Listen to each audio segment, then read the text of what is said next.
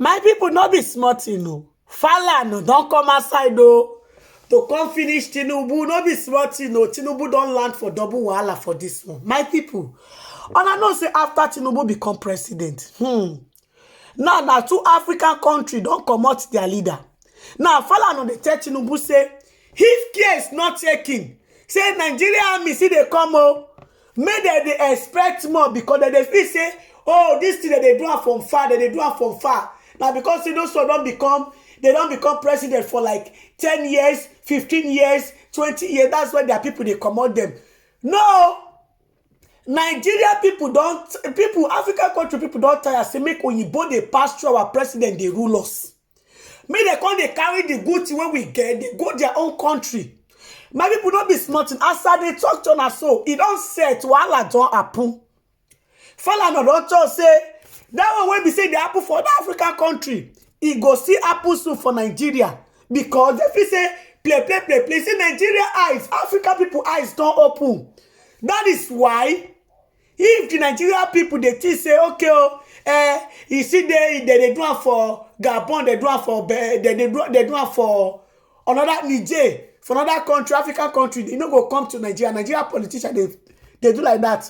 He say make they open their eyes, say because the one wey be say the citizens they pass through right now, when they carry matter go court. My people, follow on the let us understand say the same thing wey happen for Gabon, if you see happen for Nigeria, if care is not taken. My people go like make una go watch video, make una hear wetin Falana talk, where be say this talk wey Falana talk, it don't make the ABC people and Tinubu they run up and down say e be like say the thing don dey near house, so make una go watch video. They be gathered here discussing democracy. Democracy is under threat in Africa. Very serious. I'm sure you know what happened yesterday. You know what happened last month. And it's going to continue. Oh yes, there's no apology about it. I can predict with mathematical exactitude the next country, very close to us, that will experience a coup very soon. Where a man currently suffering from dementia, who has been in power since 1982, what did he do yesterday because of what happened in Ghana? Let me change the commander of the army. You are deceiving yourself. There was a coup, attempted coup in 2019 in Gabon. The guy survived, but you know what has happened? Yesterday, he also suffers from stroke and dementia. He didn't know where he was. He said, I don't know where I am. But please help me. That is what they have reduced Africa to. You needed to have seen that guy when there was very insulting this their meeting, going to Europe to meet about Africa. Franco-Afro summit. The guy couldn't walk. And none of his colleagues in the club of African dictators, African Union, none of them will say, gentlemen, why don't you resign and let a functional person take over the affairs of your country? This guy had stroke since 2009. With the wealth of that country, he couldn't establish a hospital. He was in Britain for years and then went to Morocco. Just like Mobutu Sese Seko, 35 years in power, no hospital. Eyadema was being flown to Israel after 32 years in office. He couldn't fix a hospital like this. This gang of looters here. And that is what they have made of Africa. So please, I think Seun was talking about some comparison. Seun, up to 3 years ago, all the member states of ECOWAS were under one form of civil rule or another. Don't call them democratically elected government. Civil rule. 3 years ago. But what has happened? We have recorded 4. The number is ongoing. Chad. Now Gabon. They are all close to us. But what's the link between Nigeria and Chad and Gabon? How many Nigerians are there? If you must know. Many Nigerians are trading in Gabon. We have a lot of relationship. That country is one of the richest in Africa. It's the 5th largest producer of oil. The population is 2.3 million. Everybody should be living like a king. But the poverty rate is 33%. In that country, small country, the Bongos, took over the country with their friends, buying riches, houses all over the world, including France particularly. Nigeria has a GDP of 4,900 now as of 2020. While Gabon, the per capita is $14,000. But while poverty rate, while 40.1% of Nigerians live below poverty level, in Gabon is 33%. That's why you had the coup. And like I said, Senegal is the only country that has not experienced a coup in West Africa. But if care is not taken, that country will go under soon because you are the man. Macky Sall, who said he wanted a third term. And people said, no. We chased out President Abdullah Wahab, and you took advantage. Now you want a third term.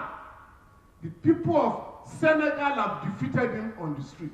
You know what he's doing now? He wants to plant his own agent. So the main opposition leader, he got him on a Trump charge of rape. He's in jail. So that country is in trouble. None of these guys, including those who are planning to invade Niger, none of them will say preventive diplomacy.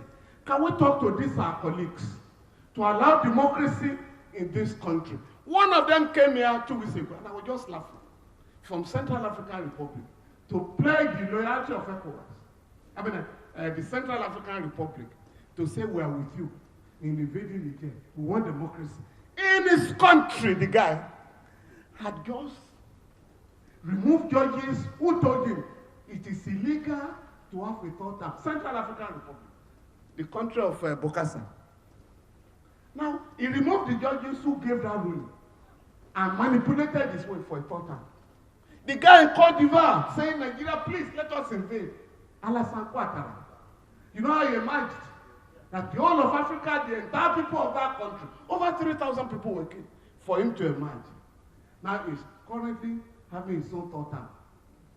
And none of these guys condemn him. Twice now, ECOWAS has attempted to fix a term, 2 terms for presidents. In 2015, it was defeated by Togo and the Gambia. In 2022, last year, it was defeated by Togo, Senegal, and Côte d'Ivoire. Now, the guy in Togo also expects something soon. In Togo, he and his father have been in power since 1963. Just like this guy who has just been removed, he and his father have been in power for 56 years. Even if you are a traditional ruler, there are people who are waiting for you now. For you, one ruling house, we call them ruling houses. One ruling house can never be allowed to spend 56 years in the African traditional, political system.